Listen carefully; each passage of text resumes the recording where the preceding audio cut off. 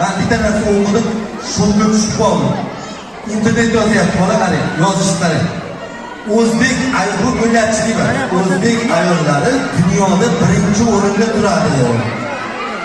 Bo'lib ham vodiyda ayollarni qo'zishini yozganmi, lekin nimadan birda turishlarini yozmagan. Bu ovqat qilishdanmi, o'zimcha o'ylab nimadan bo'lishini deb topdim. Faqat bizni vodiyda ayollarda bor ekan, xolos.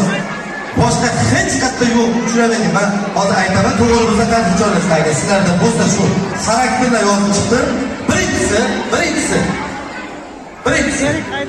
Ertalab uyqusidan voz kechib, qo'liga taqirda suv olib, uyiga, mahallasiga, paneziga suv sepib, ozoda pokiza saqlaydigan odam faqat biz ayollar. To'g'ri? Yo'q, ko'rganmizlar, masalan, Amerikada baland to'playdi, nagonkali yo'qdi. Ingliz. Ben suv sepib yurgan ko'rmaysiz. Ikkinchisi zo'r xarakterlaringiz bor. Masalan, 5 yil bu faqat vodiyliklarga to'g'ri keladi. 5 yil yotgan chaqaloqni ham sizlab gapirish odam faqat biz ayollar. To'g'ri? Albatta. Qancha choptiringlar, men bilib olaman shunday. Endi jiddiylariga o'tamiz.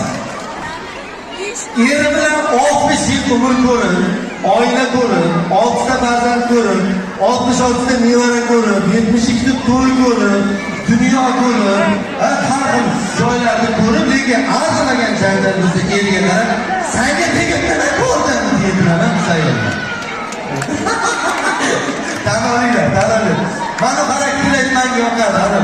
Mahallada kim o'g'ri, kim to'g'ri, kim ketib qolgan, kim ketib qolgan, kimniki kim kel yuribdi, kimniki kim kelda yuribdi. Bular kimligini mahallani uchastka o'yinlardan yaxshi bilib yurgan biz ayollar. Mana eng qoyil qoladiganim mana mahalla haqida gap ketyapti. To'g'ri? Masalan, men o'zim domda turaman-da, uyga o'g'ri tushsa, hech kim ko'rib qolmaydi. Bilasizmi?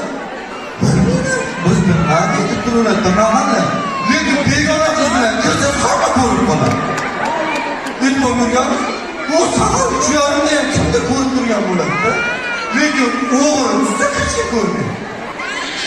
Ana xarakterlar zo'rqadar to'ylarda o'tirib olasizlar, dasturxonda o'tirib, birinchi ovqatni yeysiz.